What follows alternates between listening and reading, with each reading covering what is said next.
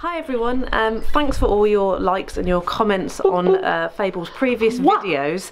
I want to do a quick Q&A really, because obviously there's a lot of questions, and as much as I like sitting there and replying to you, it gets a bit repetitive sort of saying the same things and answering the same questions. So I thought I'll do a quick video and hopefully answer most of those questions that people have been asking.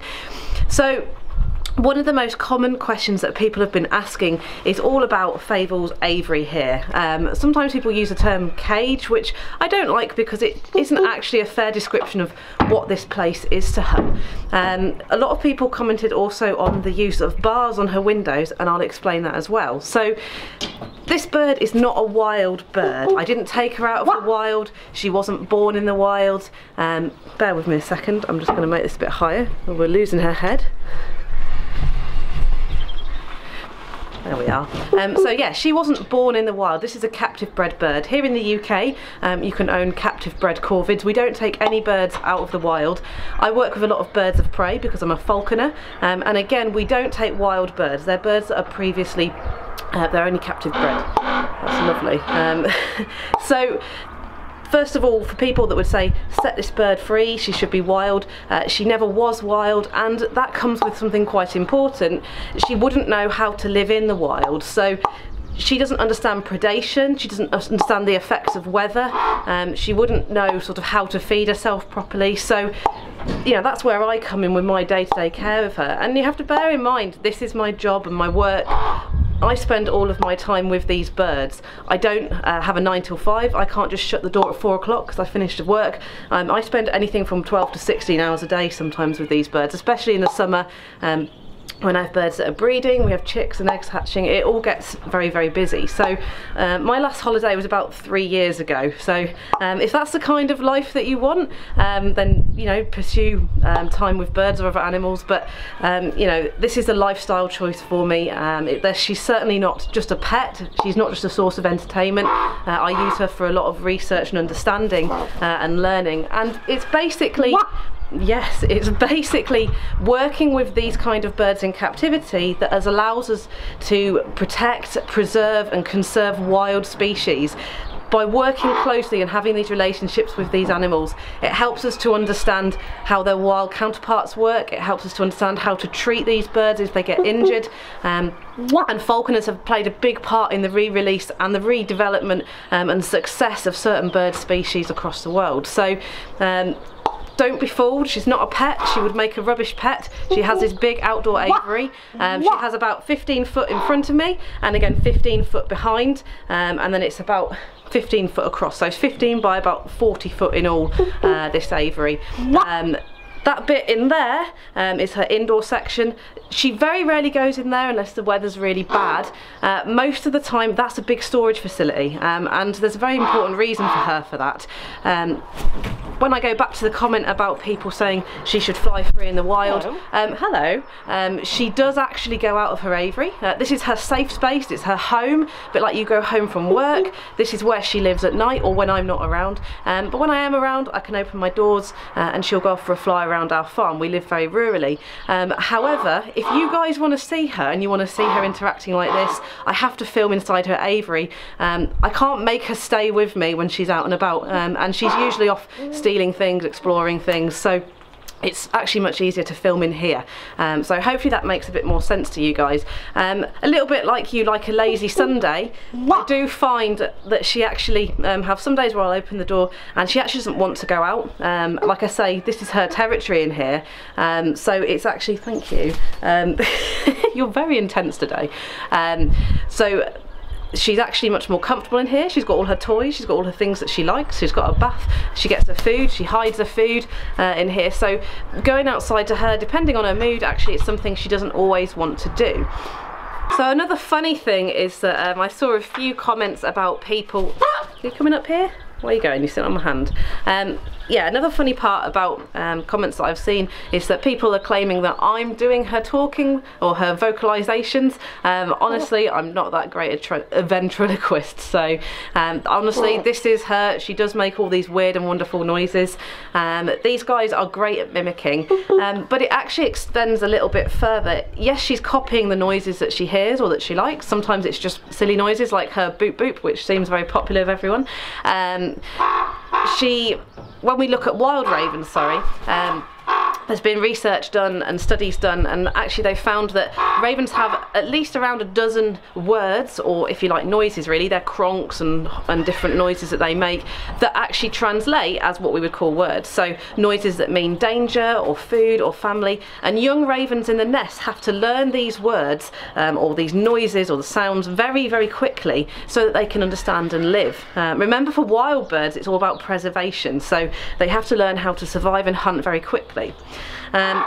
My birds in captivity compared to a wild bird should live a lot longer, and it's another reason. I had a question about, you know, what do these birds, sorry I'm shaking, that's Fable exploring the camera. So I had a few questions about I had a few questions about what's in it for these guys, you know, that I'm making these birds stay with me, or, you know, why do they actually want to hang out with me? And one person who said, is it for me to have dominance over these birds? Absolutely not. I cannot train these birds to do what I want. I can teach them things that I would like them to do, and I can show them that if they stay with me they'll get things like food, and predominantly food is a massive drive for both corvids and for birds of prey. So for a bird like Fable, you know, she can see the benefit of hanging out with me. She gets food, she gets safety, she gets entertainment. You know, I give her a lot of her social day. So for her, you know, all of these things are really important. For my birds of prey that I fly, they know it's much easier to hang out with me, because if they fly with me they're going to get hunting opportunities, they're going to get a constant food source. I also have the ability to obviously give them vet care instantly if they get injured. They get safe housing, they're protected from predation. So compared to a wild bird, captive bred birds, if they're well looked after, should live a long life. My oldest bird of prey is 33, and she has an expected life of about 40 years. In the wild, for most of our native bird species, you're looking about an 80% death rate in the first year. So 80% of birds will not even survive that long. The average life of a wild bird of prey is 3 years. So it's very easy to say, let these birds be free, but if you don't understand A, where the birds come from, that they're captive bred, and B, that they have no ability to survive in the wild, you'll realise that actually they get a pretty good life. Now, what I didn't explain earlier was about the bars on the aviaries. I'm just going to rotate this camera around. Hello. Hopefully Fable will come and join us. There you go. So as you can see, some perching here. We use some AstroTurf, which is really great for her feet. It basically varies the pressure so that she doesn't get something called bumblefoot. So if she is sitting in one place, because she does have her favourite perching spots, she's basically, here we'll turn it around, she's able to sit comfortably, and she's not going to injure herself, or she's not going to have any sort of health issues. Now, the bars on the aviary, hello Fable, are basically a great alternative to using something called square mesh. So typically, when we think of aviaries, we think about sort of a square barred meshing to use on the sort of the window areas. The problem with this is that she will climb up it, and as she climbs she'll push her feathers through the mesh, so she'd actually damage her feathers, she might even break them, and then she's not going to be able to fly. So it's really, we've found a much better solution is to use these bars, and I agree it does look a little bit prisony, but it basically means that she's able to sit here, she can look out, she's got a really nice, she's got pretty much, well, 270 view on two sides here, so she gets a massive view of what I'm doing. You're going up there for a bit. Hello. And she's able to stick her head out, so she can just get her head out, she can see what I'm doing, but she's not going to damage herself in any way. So it allows her the opportunity to have a room with a view. She's just fallen off my arm, but without actually causing herself any injury, which is the most important thing for me, is that if I'm going to be a caretaker to these animals, that I can make sure that they look after themselves and they look as lovely as possible.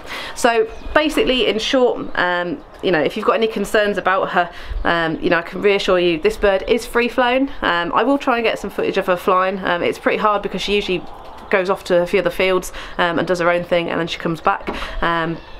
But basically, you know, she has the opportunity. For me, it's all about giving her choice, and sometimes that choice for her is that she wants to stay still and not do anything.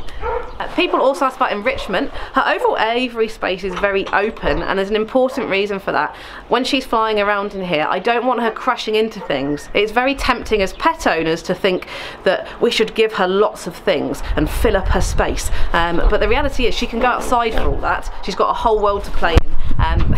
Fable, however, I do put stuff in her aviary, so she likes a lot of things like this, so silly little toddler toys.